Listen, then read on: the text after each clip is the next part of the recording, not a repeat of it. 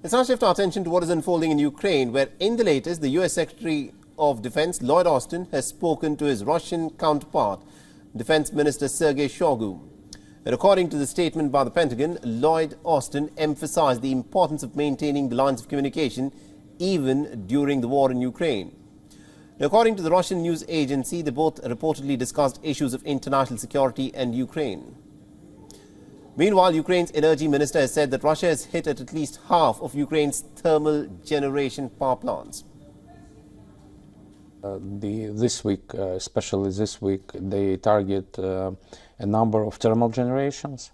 So I can tell you that the total amount, total volumes of electricity which is not supplied from these generators is something around 4,000 megawatts. According to the Ukrainian minister, nearly about 30 to perhaps 40% of the overall national power infrastructure had been hit in the attacks. He also added that these strikes are intended to destroy Ukraine's energy system as the Ukrainian capital braces for power blackouts after Russia rained missiles on the country's electricity infrastructure. The patients and staff of one Kiev hospital who are braving the situation said that things have actually gotten really worse.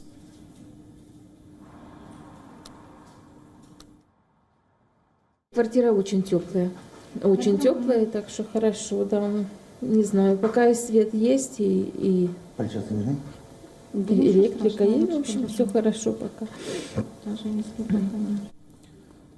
Meanwhile, Ukrainian President Volodymyr Zelensky has said that Russia is in fact planning to launch another attack on a major energy infrastructure hub.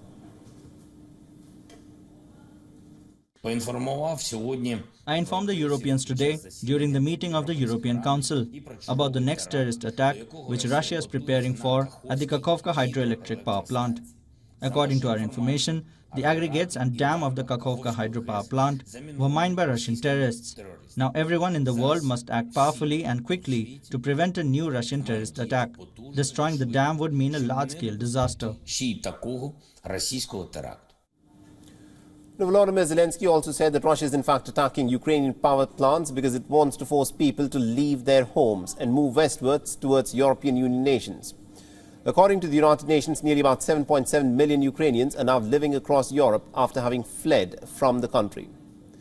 The European Union has also agreed to give Kiev about 1.46 billion euros a month in 2023. And the European Commission President Ursula von der Leyen has said that the European Union has so far given Ukraine about $19 billion in terms of aid. Meanwhile, in Vienna, the International Monetary Fund has held discussions with the Ukrainian authorities this week, and according to the IMF mission chief, it will continue to work in the coming weeks on Ukraine's request for enhanced program monitoring. Now, the IMF has also added that Russia's invasion had caused tremendous human suffering and had resulted in a severe economic meltdown in the country.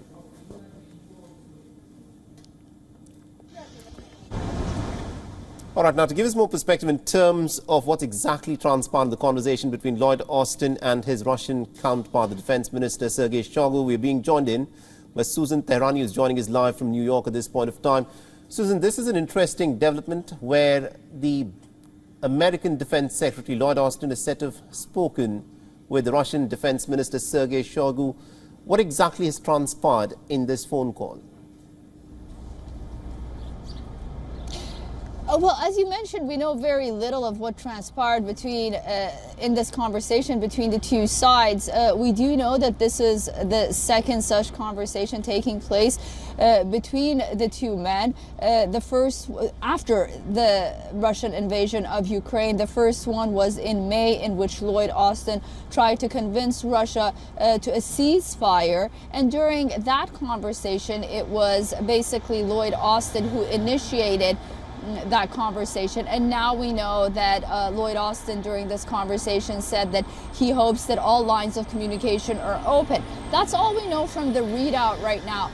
But what's important also to note right now in the backdrop perhaps is Turkish Prime Minister Recep Tayyip Erdogan said that it seems that there is some sort of willingness on the part of Vladimir Putin to come to the negotiating table and find a diplomatic solution to the impasse, a kind of ceasefire.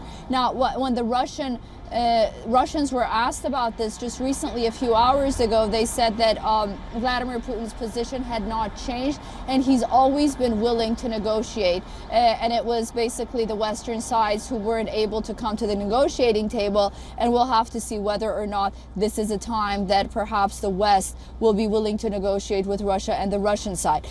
So, you know, keeping a line of communication open, whether the reason for this was because of the latest development that's been happening with Russia advancing and getting help from other countries where the United States was blindsided, or whether or not it's because perhaps there is a window of opportunity right now where the United States is taking seriously what Vladimir Putin is saying regarding a ceasefire.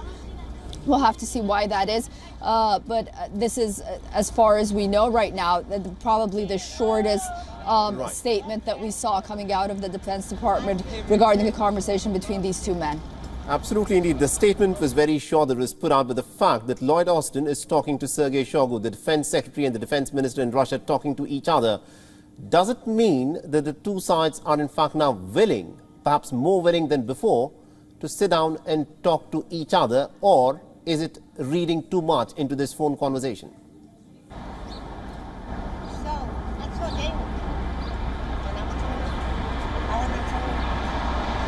Yeah, exactly. That's the million-dollar question. Absolutely. And that's what we have to wait and see. But, you know, I think it's important that when they say that the line of communication must always remain open, I think that was something that the United States also really tried to hamper in and push for with China as well, when things got very sensitive and sort of spicy, if you may, regarding Taiwan after Nancy Pelosi's trip to Taiwan. So, you know, this is a term that the United States often uses when it deals with other countries when, you know, on the one hand, it seems like things are getting out of hand, but on the other hand, you know, it hopes that a diplomatic solution sort of to issues is possible as well. Absolutely, indeed. Susan Tehrani, thank you very much indeed for joining us from New York and getting us all those insights there. WION is now available in your country. Download the app now and get all the news on the move.